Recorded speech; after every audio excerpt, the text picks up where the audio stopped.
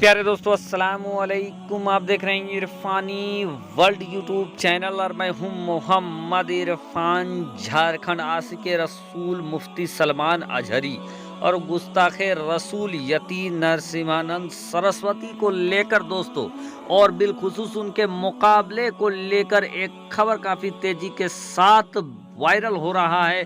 लोगों का दावा वायरल हो रहा है, जिसके बाद दोस्तों यकीनन मुसलमान सोचने पर मजबूर है और मुसलमानों के लिए एक बड़ी खुशखबरी है।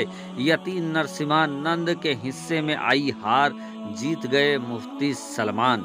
प्यारे दोस्तों, उससे पहले कि पूरा वाकया आपके सामने रखे, आपसे अदबन गुजारिश करना चाहेंगे, अगर अभी तक आपने चैनल को सब्सक्राइब नहीं किया है तो चैनल को कर लीजिए सब्सक्राइब, बेल के बटन को कर दीजिए ऑन, ऑल नोटिफिकेशन के ऑप्शन को दबा ले। दोस्तों, यती नरसिम्हानंद वो शख्स जिसने मुसलमानों को बहुत सताने की कोशिश किया है। वजह यह है कि पैगंबर इस्लाम प्यारे आका मोहम्मद मुस्तफ़ा सल्लल्लाहु ताला अलैहि वसल्लम की शान में भौतान तराशी करता रहा और एक मुसलमान अपने दिलो जान से ज़्यादा, अपने माँ बाप से ज़्यादा, औलाद से ज़्यादा, रुपये पैसे से ज़्यादा, यानी हर चीज़ से ज़्यादा मोहब्बत प्यारे आका मोहम्मद मुस्तफ़ा सल्लल्लाहु ताला अलैहि वसल्लम से करता है। और जब आप जिस चीज़ से सबसे ज़्यादा मोहब्बत करते हो, अगर कोई उन पर भौतान तराशी करता हो तो यकीनन लाजमी तौर पर उसका दर्द आपको भी होता है। और इसी चीज़ को जानते हुए भी गुस्ताखे रसूल नरसिम्हानंद ने बहुत सारे गुस्ताखी किया, अभी और अब से पहले भी। दोस्तों, मुफ्ती सलमान अजहरी साहब दिल्ली की जामा मस्जिद गए थे। वजह आप लोगों को मालूम ही है। यहाँ तक कि ये जानते हुए दिल्ली की जामा मस्जिद गए थे कि अगर मैं दिल्ली की जामा मस्जिद गया तो हो सकता है मुझे गिरफ्तार किया जाए, लेकिन फ़कत अपनी ज़बान के खातिर, क्योंकि उन्होंने चैलेंज एक्सेप्ट किया था, ज़बान दिया था कि किसी भी हाल में मैं दिल्ली की जामा मस्जिद आऊँगा, और हर हाल में मुफ्ती सलमान अजहरी दिल्ली की जामा मस्जिद आए। लेकिन दोस्तों, जिसने चैलेंज किया था और ये कहा था कि मैं दिल्ली की जामा मस्जिद आऊँगा, वो पीछे हट गया। वो इंसान फरार अख्तियार कर लिया, वो इंसान दिल्ली की जामा मस्जिद नहीं पहुंचा। अब ऐसे में दोस्तों, लोगों का ये कहना है कि संसार का ये नियम है, ये कानून है कि अगर कहीं कोई मुकाबला होता है, कहीं मुकाबले की तारीख तय कर दी जाती है, आमने सामने का चाहे मुनाजरा हो या इल्मी बहस का मामला हो, अगर तारीख तय कर दी जाती है, दोनों फरीक सहमत हो जाते हैं, दोनों लब्बैक कर लेते हैं, जगह तय कर ली जाती है, और जिस तारीख को पहुंचना हो, अगर एक फरीक पहुंचता है और दूसरा फरीक नहीं पहुंचता है, तो फिर नहीं पहुंचने वाले को हारा घोषित कर दिया जाता है। ये दुनिया का नियम है दोस्तों। आसान शब्दों में कहें तो आपने कभी कंपटीशन देखा होगा, मैच देखा होगा। अगर दो टीमों की मैच होती है और अगर एक टीम पहुंचता है सही वक्त में, सही डेट में, सही तारीख को एक पक्ष पहुंच जाता है और दूसरा पक्ष नहीं पहुंचता है, तो फिर इस सूरत में भी उसको वॉक ओवर दे दिया जाता है।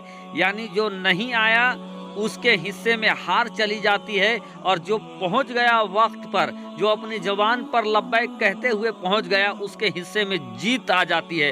अब इसी को लेकर दोस्तों लोगों का ये कहना है कि बिल्कुल ये मामला चैलेंज का था।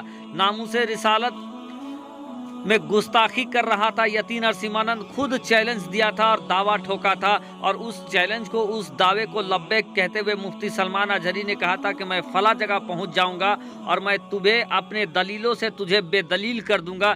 मैं ये साबित कर दूंगा कि तुम्हारे जहन में जो नबी मुकर्रम प्यारे आका मोहम्मद मुस्तफ़ा सल्लल्लाहु ताला अलैहि वसल्लम की शान में जो गलाजत भरा हुआ है वो बिल्कुल गलत है।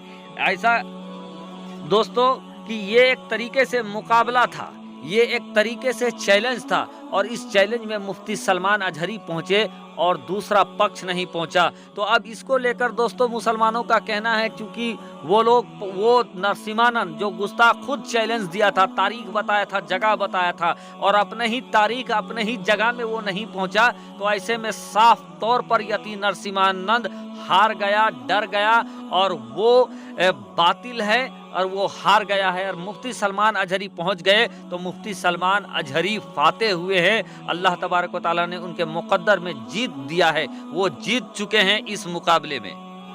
आज जगह जगह लोग इस बात की तज़किरा कर रहे हैं, तस्दीक कर रहे हैं कि यकीनन मुफ्ती सलमान अजहरी के हिस्से में रब तबारक व तआला ने जीत दिया है, क्योंकि वो अपने जुबान के मुताबिक जगह पर पहुंच गए, वक्त पर पहुंच गए।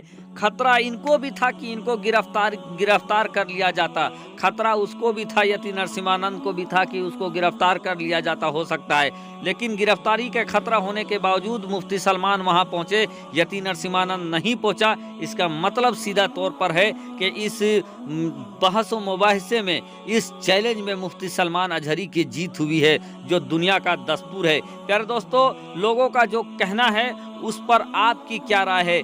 क्या आप भी मुफ्ती सलमान अजहरी को जीता समझते हैं? क्या आप भी समझते हैं कि मुफ्ती सलमान अजहरी वक्त पर पहुंचे, समय पर पहुंचे और दूसरा फरीक नहीं पहुंचा, इस लिहाज से मुफ्ती सलमान अजहरी की जीत हुई है और यति नरसिम्हानंद की हार हुई है? अगर आपकी राय क्या है दोस्तों इस मुकाबले पर और हार और जीत पर, दोस्तों आप कमेंट में आप जरूर बताएं, ताकि लोगों को पता चले कि दुनिया की नियम क्या है। क्या जो लोग कह रहे हैं कि मुफ्ती सलमान अजहरी की जीत हुई है, क्या सलमान अजहरी की जीत हुई है? क्या नरसिम्हानंद अपने वादा खिलाफी किया, अपना तय और जगह देने के बावजूद नहीं आया, इस बनिस्बत उसकी हार हुई है? तो क्या मुफ्ती सलमान अजहरी से यति नरसिम्हानंद हार गया?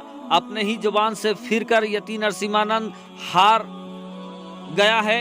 आपकी राय क्या है? कमेंट के जरिए हमें जरूर बताएं। इधर दोस्तों देश में तो पहले गुस्ताखे पैगंबर नुपुर शर्मा के खिलाफ माहौल था, जगह जगह पर जलसा जुलूस हो रहे थे, लेकिन अब क्या है दोस्तों कि अब देश में अग्निपथ योजना के तहत दोस्तों जगह जगह पर माहौल साजगार नहीं है, जगह जगह पर जलसा जुलूस हो रहे हैं, जगह जगह पर तोड़फोड़ की चीजें हो रहे हैं। यकीनन दोस्तों किसी भी हिंसा को दुरुस्त नहीं किया जा सकता है, अपनी बातों को मनवाना अलग बात है और हिंसा करना सरासर गलत है, क्योंकि ये संवैधानिक राज है, यहाँ संविधान का सिक्का चलता है।